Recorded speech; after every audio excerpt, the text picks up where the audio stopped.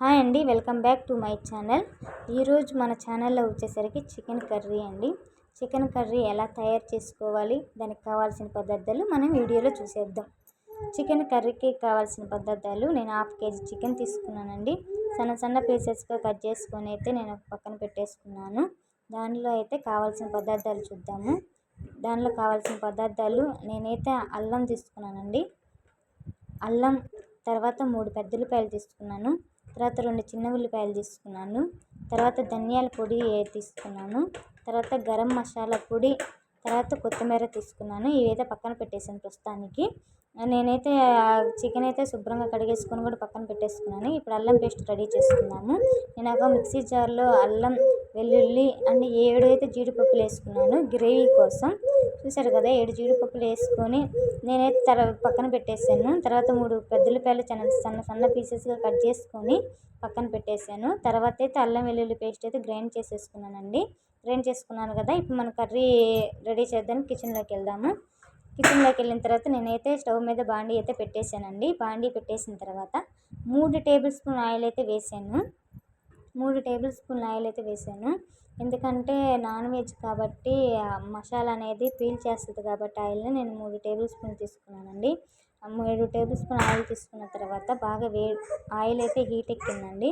Heat ఎక్కిన తర్వాత నేను ముందుగా కట్ చేసుకున్న ఆనియన్స్ వేసి ఒక 10 మినిట్స్ ఉడకనిచ్చాను. 10 మినిట్స్ ఉడికించిన తర్వాత దాంట్లో అల్లం వెల్లుల్లి జీడిపప్పు పేస్ట్ అయితే వేసుకున్నాను. వేసుకొని పచ్చి వాసన పోయేంత వరకైతే నేను ఉడికించుకున్నానండి.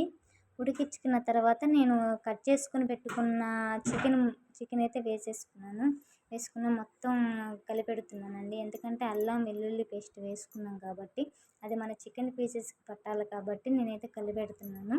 కలిపెట్టిన తర్వాత నేనైతే సాల్ట్ అనేది యాడ్ చేసుకోవాలి కాబట్టి నాకు రుచికి సరిపడా, అంటే మనకు రుచికి సరిపడా సాల్ట్ అయితే యాడ్ చేసుకోవాలి. నేనైతే చూడండి సాల్ట్ అయితే యాడ్ చేసుకున్నాను. యాడ్ చేసుకున్న తర్వాత మళ్ళీ కలిపెడుతున్నానండి. ఉప్పు కూడా దాని చికెన్ ముక్కలకు పట్టాలని చెప్పేసి నేను కలిపెడుతున్నాను. కలిపెట్టిన తర్వాత ఇదంతా నేను సిమ్లోనే పెట్టి చేస్తున్నానండి. ఎందుకంటే ఎక్కువ మంట పెట్టడం వల్ల చికెన్ అయితే మసాలా మాడిపోద్ది, కానీ నేను సిమ్లో పెట్టి రెడీ చేస్తున్నాను. నేనైతే తర్వాత పసుపు అయితే తీసుకున్నాను. కూరలు ఎంత సరిపోతే 1/2 kg చికెన్కి ఎంత కావాలో అంత తీసుకున్నానండి. తీసుకున్న తర్వాత నేను ఒక 10 మినిట్స్ 10 నిమిషాలు అయితే నేను మూత పెట్టేసుకున్నాను. మూత పెట్టుకున్న తర్వాత ఉడికిన తర్వాత కొంచెం ధనియాల పొడి అనేది వేసాను. ధనియాల పొడి వేసిన 5 నిమిషాలకి కారం అయితే వేసుకున్నానండి. కారం వేసుకున్న తర్వాత ఒక 5 నిమిషాలు 10 నిమిషాలు నేనైతే ఉడకనిచ్చానండి. ఉడకనిచ్చిన తర్వాత చూసారు కదా, ఉడికిన తర్వాత ఎలా ఉందో అందులో ఉడుకుతుందండి. ఉడికిన తర్వాత కొంచెంసేపు నేనైతే మూత అయితే పెట్టాను.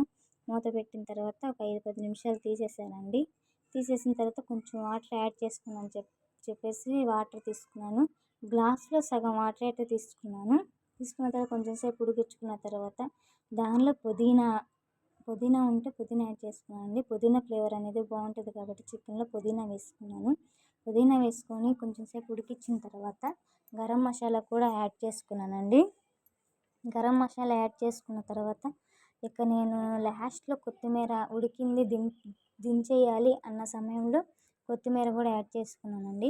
కొత్తిమీర యాడ్ చేసుకున్న తర్వాత నేను ఒక 15 నిమిషాలు అయితే ఉడికించాను. ఉడికించిన తర్వాత స్టవ్ అయితే ఆఫ్ చేసుకుంటున్నానండి.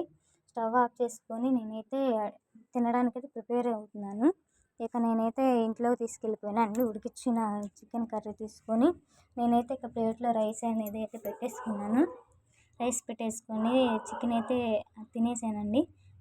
కర్రీ అయితే చాలా బాగా కుదిరిందండి. మీరు ఒకసారి ట్రై చేయండి. దానికి కావాల్సిన పదార్థాలు తయారు చేసే విధానం నా వీడియోలు చూశారు కదా. నా ఛానల్ సబ్స్క్రైబ్ చేయండి. Thanks for watching my channel. Please subscribe.